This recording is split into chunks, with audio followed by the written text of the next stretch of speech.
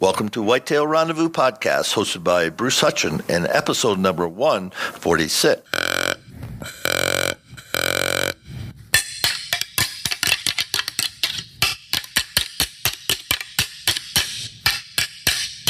Welcome to Whitetail Rendezvous podcast, where it is all about whitetail deer hunting tips, techniques, and the stories so you can become a more successful whitetail deer hunter. And now your host, Bruce Hutcheon. Evan Williams joins us today from Hoyt Archery, where he's involved in business development. Evan was a 9-time conference champion at the University of Missouri, Kansas City, in shooting.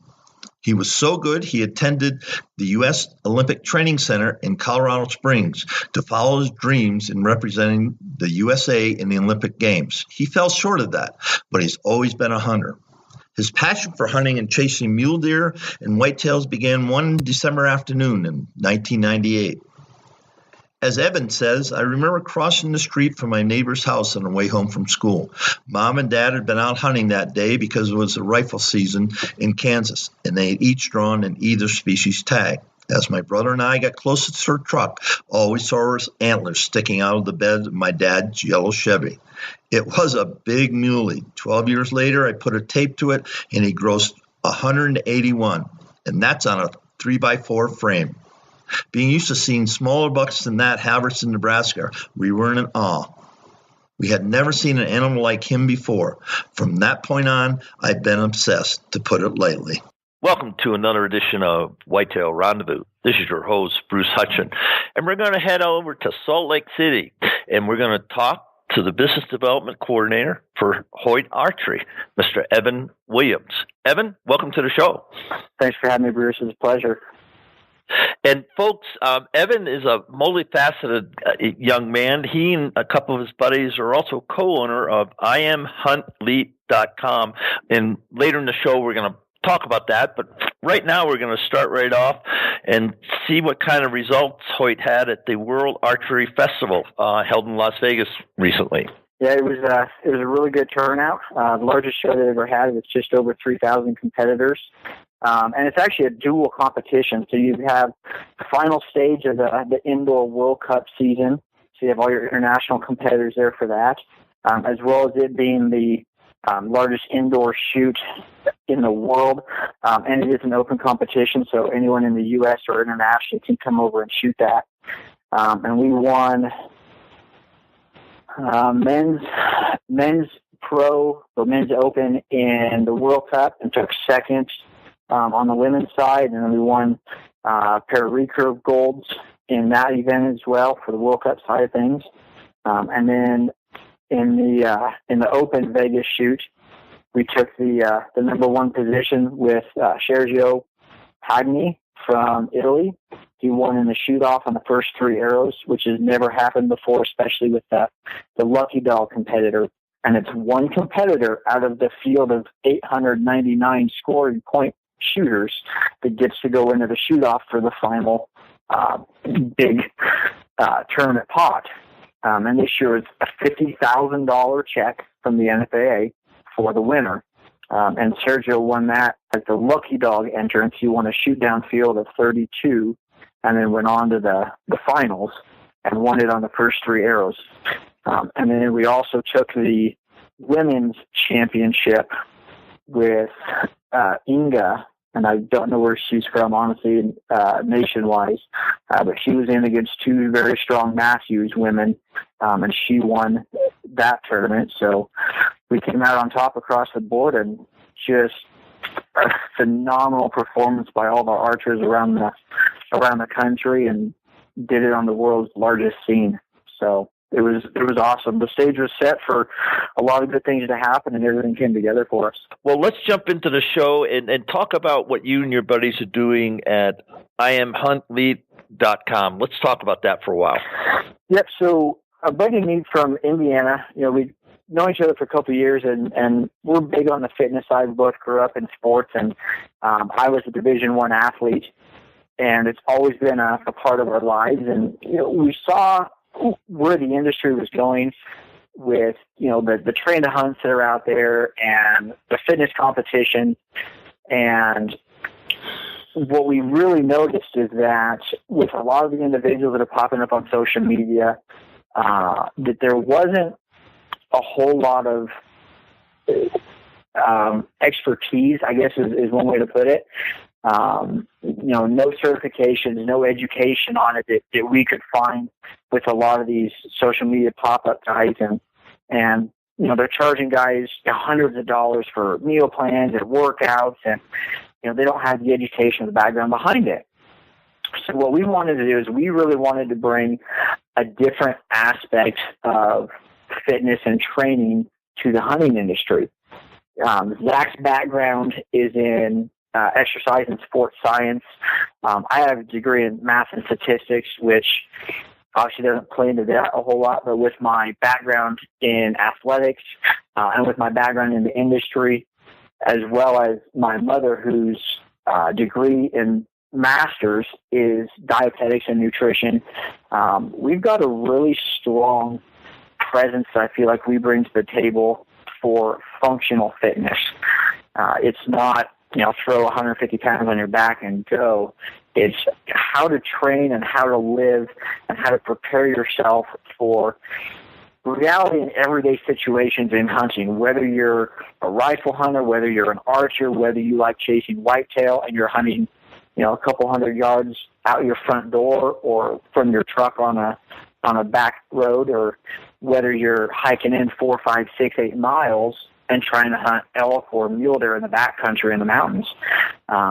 It's a whole different level of training, and we weren't seeing that brought to the table nearly as much as you can either train for endurance and be, real high lung capacities and have this huge cardiovascular output, or you got the guys who are the gym rats who are lifting all this weight and really bulking up and putting on the weight and not so much hitting the cardio. So when they hit the mountains, their bodies have been trained for short-term, short output, and their body fat percentage is maybe too low to carry on for, 8, 9, 10 days in the backcountry. I went for 13 days where, I'm not carrying as much food. I'm watching my caloric intake.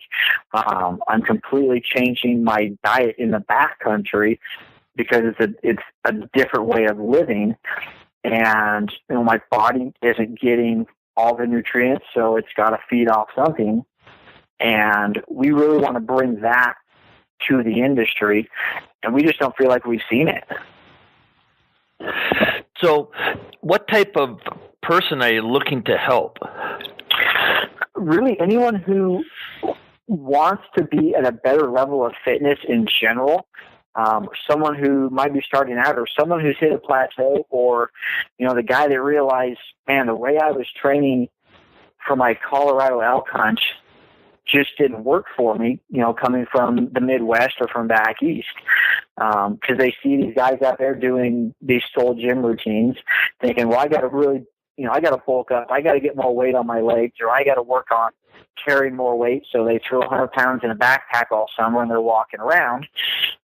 It's a different level of training. And a lot of it is not so much trying to hit a specific targeted audience, because I believe, depending on where you're at, it is a difference. The guy who's headed to a whitetail stand isn't going to need the type of training that the guy headed to the Rocky Mountains to hunt, elk or mule deer or bighorn sheep or mountain goats or something like that's going to need.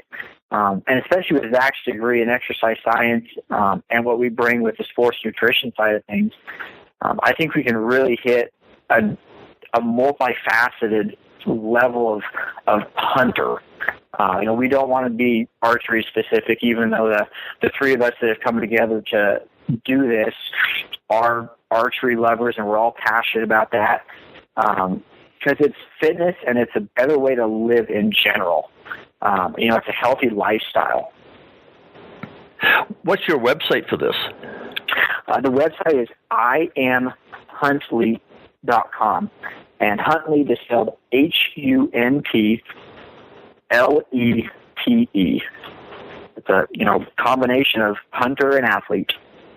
What they need to do months before the hunt and then during the hunt in regards to hydration. Right. One thing I do, I'm pounding at least a gallon of water a day, every day during the week, even right now. And that's not counting water and anything like BCAAs or a pre-workout that I'm taking before and after at the gym. That's just straight, here's a gallon jug of water that I drink during the day.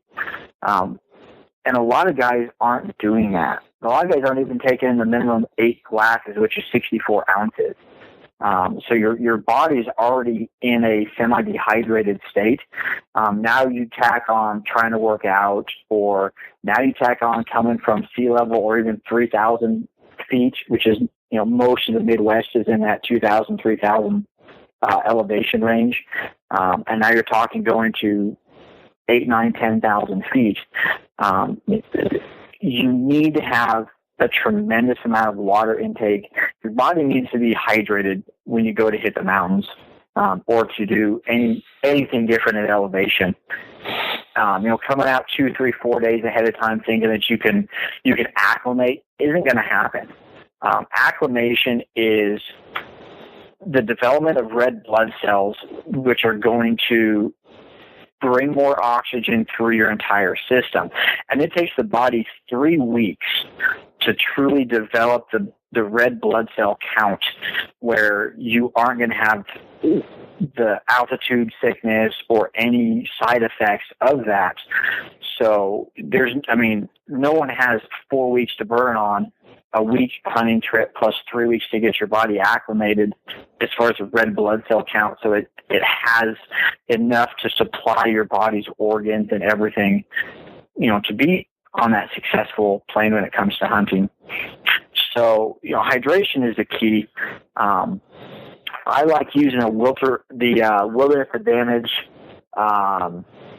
Wilderness Altitude Advantage. Even when I was in Colorado in the spring, we were about 6,000 feet.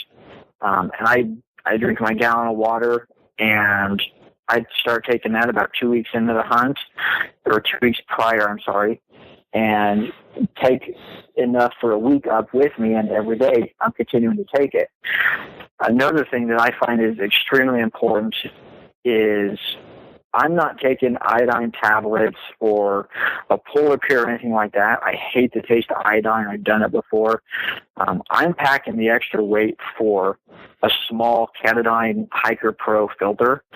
And every time I come across water, even if it's only been an hour and I might have taken just a couple sips, I'm filling up everything. I typically carry a 3-liter hydration bladder in my pack, as well as a 1-liter Nalgene. And the Nalgene I carry has the filling marks, and I typically have that for my meals because I can fill it to 32 ounces, and I know that will take care of 2 evening meals at 16 ounces for Mountain House. But if I get into a pinch, I've got 4 ounces of water on me. Sorry, 4. Thanks for sharing that. Yeah, thanks for sharing that, because people spend a gazillion dollars on their binoculars or their optics, their foot gear, their clothing gear, their outerwear, and tents and sleeping bags and all that. And the most important piece of equipment you have is your body. And it just amazes me, the guys that I've seen that you'd look at them, they'll be fine. They just crumble. Yep. And it's a hard thing to take, because you say, well, did you do this? Well, no. And they got $1,000 worth of stuff, but they didn't take care of the small things that over time would have made that hunt tremendously more successful. Yep, and I've seen it as many times as you have, where guys come out and we might get, in 4 miles and get camp set up, and the next day they're just on their back and nothing's going right, and they come off the mountain and they're done. They got in there and they can barely get out, and they haven't hunted yet. Let's talk about your new venture here at Hoyt Archery. How did that come about, and what recommendations would you give to a guy or gal that wants to, get into the outdoor industry business, especially with the manufacturers? Oh yeah, I actually get that one all the time. I actually started in a small pro shop. I was in Mississippi and looking to go into school at a grad program and helping out down there a little bit, and actually had an opportunity come my way to move to Colorado and train at the U.S. Olympic Training Center, and I took it. And so I basically dropped everything there and moved out to Colorado, and I had the background being from Kansas, that I grew up in the outdoors, working in the shop down south. I had gotten into the archery tech side of things and walked into the local pro shop, and when the owner got back from his elk hunt, brought me in, set me down. We had a quick conversation. He had me build a bow, and I was hired that day on the spot. Worked for him for 8 years, and I've always been a Hoyt loyal guy. And at the time, the 3 men employees at the shop were all running Hoyt, so our sales on some of our other products were going down. And the owner and I made a decision that I should look at maybe leaving Hoyt and picking up something else. So I picked up an Elite. I picked up their Victory, which is a target model, and did a couple tweaks on it to get to my drawings and get some of the specs where I wanted it for shooting and for my personal liking and comfort. And about 3 days later, took that bow to a 3D shoot and shot a 420, which is a 20-up score on a 3D course, and won the tournament that weekend. And one of the kids that was in the shop with us happened to be in my group and take a picture of me at full draw in my shop jersey and that bow. And when that hit social media, my current boss over at Hoyt saw it, and I was immediately contacted to see what was going on, because we have a great relationship, and he knew I was a very loyal Hoyt guy and wanted to know what happened. So we had a good talk, about an hour and a half long, and that resulted in him saying that they had a job opening, or my name had come up, but hadn't been discussed because the director of the department was out of town on business, and they hadn't gotten to sit down and talk about it. So I told them I was interested, and they got approval from my boss to go ahead and offer that to me and, bring me out for an interview, and flew out to Salt Lake the next week. And actually it was that week. And had the interview, met the team, and a week later had the job. So wow. It was all pretty surreal. It had been a rough year. I'd taken a couple other jobs trying to help my family out and progress through the industry. Took a manager's position that didn't work out for us, and we moved a total of 8 times in 4 months, and definitely landed on our feet here in Salt Lake. Well, I'm happy for you. That's good stuff. So what are three tips you would just offer our listeners if they want to get into the outdoor industry, especially with the manufacturers? A couple things. One, start at your grassroots level. Get to know your guys in the pro shop. Get to know the owners. Get in there and help them out. I see a lot of guys that, I want to be in the outdoor industry. I want to do this or that. But they couldn't tell you where their local shop was or who's in there or the brands they carry. When people look at, even at a local level, like a rep sponsoring or helping out shooters, they're going to look at the guys that are doing the most for them. And for them to see that, you've got to be in a shop. You've got to be a shooter that maybe the shop supports, and it's helping the shop sell product. Therefore, you're helping the reps sell product. The other big thing is you've got to be loyal. If I had jumped around and shot Matthews and Hoyt and Prime and Elite and Bear and picked up a different boat every year, those manufacturers wouldn't have cared because, frankly, I've shot everything, so it doesn't really matter. If you stick with one company and you just use their product and you get to know them on a more personal level, even through social media, tagging them on Instagram or tagging them on Facebook. They're going to get to know who you are. You're going to get out there a little bit. And the better you do and keep tagging them and keep in contact, the more that's going to come your way when you least expect it. The guys that jump around a lot don't get a good name in the industry, especially, at that younger level where, well, I'm going to shoot this for a year and no one's doing anything for me, so I'm going to go find something else. Stick with them. Even when I was doing that, I wanted more sponsorships. I wanted people to recognize who I was. But I knew what worked for me personally, and I wasn't willing to deviate from that. So I found a site that worked for me really, really well in 2010, and I stuck with it. And I got to know the marketing director at that company very well. And everything I harvested, I'd send him a picture. If I did well at a tournament, I'd email him and say, hey, I really appreciate the quality of your products. This is what I did this weekend. I really, really thank you guys so much. And 3 years of that, he finally came to me and said, hey, you've been doing a lot for us. We've noticed the sales in your shop going up. We know it's because of you. We want to help you out now. And it's building a loyalty that they're seeing a return on. And that's even, at Hoyt, I know our pro staff manager, that's what he's looking for. And when it comes to building his staff, you care less how well you shoot. What are you worth to the company when it comes to sales and driving those sales in our product? It's all about the bottom line. Yeah, thanks for that. Hey, we're going to move into our last segment of the show here, and I hope to have Evan back a couple of times a year just to keep in touch with his career, because he's, as they say, his arrow is pointing straight up, and be a good guy to hang with. Let's talk about decoy. Thanks for that. Let's talk about decoying bucks in the field.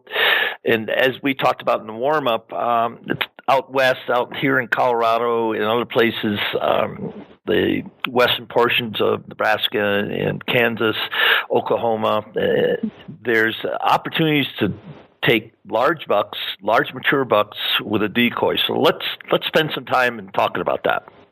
Yeah, one of my favorite topics. Growing up in western Kansas and basically starting my big game hunting career out in Colorado, I am a spot and stock guy through and through.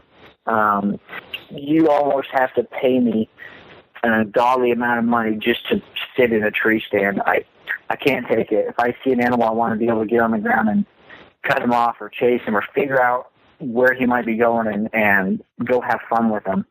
I hate picking the wrong tree and watching him walk just outside of range because I didn't cut a lane, or man, I can't squeak an arrow through over there, and nothing in my opinion is worse than that feeling of I have 4 or 5 days to get it done, and I just flat out picked the wrong tree today.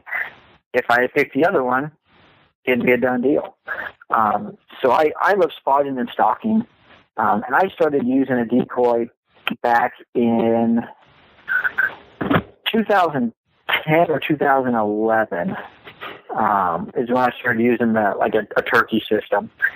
And I really like the heads-up decoy system.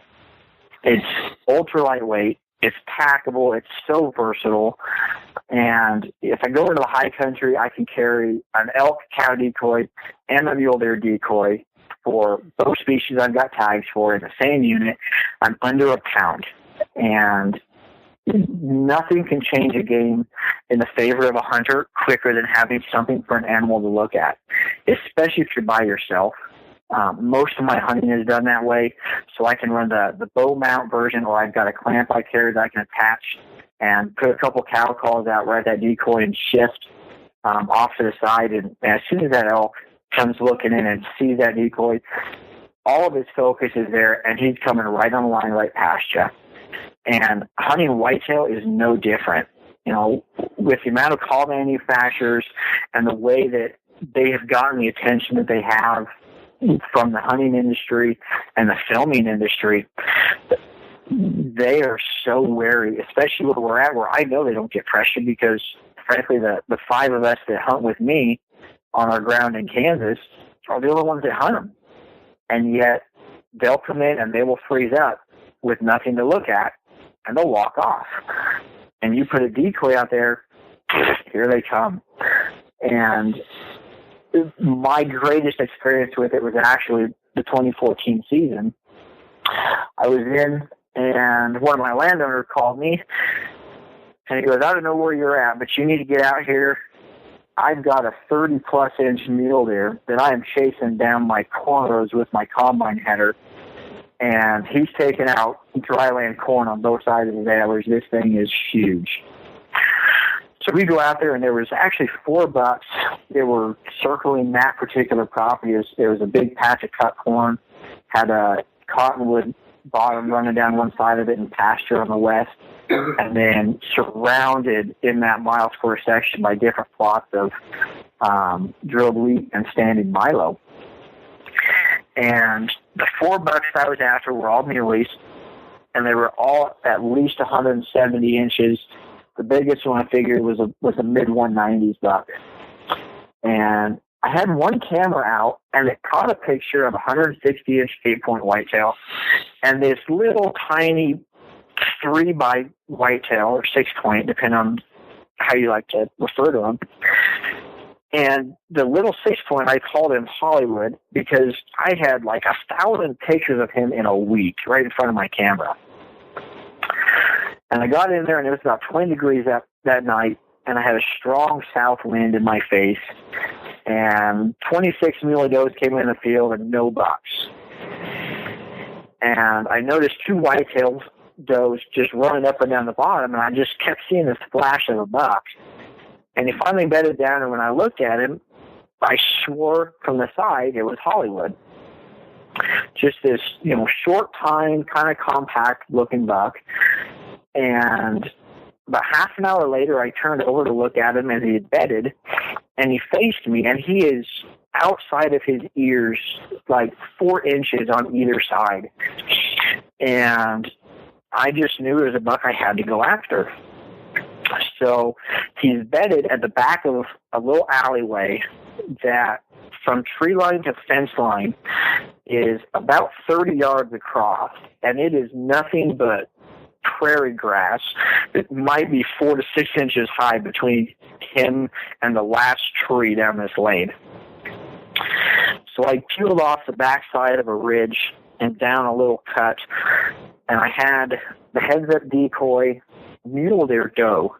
And I stuck it on my bow and just held the bow tight and close to me and just started walking at him and tried to get to this last tree where I could start tree jumping with some cover to get closer. And the wind's in my face, and I've got to cross this 55-yard gap where the landowner had an agreement with the neighbor to bring his combine and his tractor and all of the equipment through there because there's no other entrance into that field. And I get halfway across, and this buck just stands up out of his bed and is staring at me from 150 yards. His breath is pouring out both nostrils and it is clouding up all around his face. His ears are laid back. I can just tell this buck's pissed.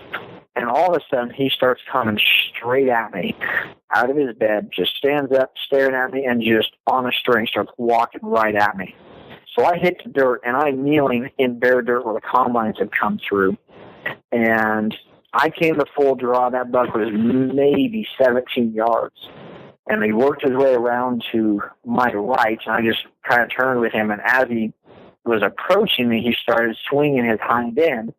And he got to under 8 yards, and it was either one of those, he's going to just come at me real hard, or I got to take this shot before he comes and I get hurt.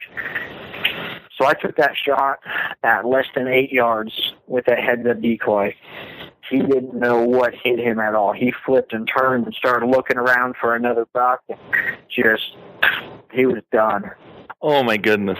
So, and being able to be versatile like that, and I've talked to a lot of guys that, a decoy like that will never work. There's not enough there to look at or, something like that. But, man, I'm telling you, I don't go anywhere without them. Well, we're at the time of the show. Actually, we're by it. I'm going to have to do some editing, that's for sure, folks. But why don't you take just a minute and thank the people who've gotten you to where you are, and then we look forward to having you on, next available time in the spring, and talk about what we should be doing to get in ready for next season. So you got the mic. Give it a few minutes of shout outs. Yeah, I'd like to thank everybody that is in the archery industry. Doesn't matter what you shoot, as long as it works for you. Hope it's a Hoyt. Hope it's working well for you.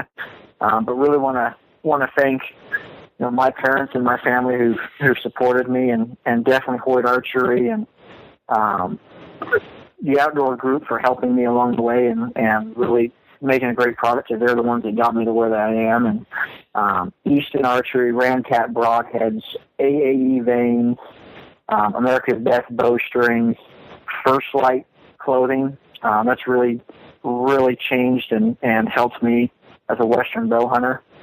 Heads Up Decoy, Garrett Rowe, you've got an awesome product, brother. Carter releases, Scott releases, two of the best on the market. Hope I'm not leaving anybody out, but I'm sure I am.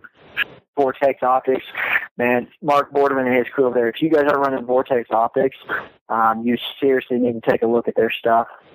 Thank you, Evan. On behalf of Whitetail Rendezvous Nation, we're just excited to have you on the show. And literally, we could sit here for hours and just talking about whitetails, and then drilling down on the gear and just what you mentioned, all the sponsors. Each one of those people have a component that make you a very successful hunter and quite a young man. So, again, thank you for being on the show. Bruce, it's a pleasure. I'm flattered to be here, and wish you all the best of luck. And anytime you want to get together and do this again, you got my number. As your host at Whitetail Rendezvous, I want to thank each and every one of you for spending your time with us today. I look forward to sharing with you in the next episode more whitetail hunting tips, techniques, and stories. Until then, keep the sun at your back, the wind in your face, and always be patient. If you have any tips, comments, or suggestions, or what we can do to improve, because we're here to serve you, let us know. Thanks for listening to Whitetail Rendezvous Podcast at www.whitetailrendezvous.com.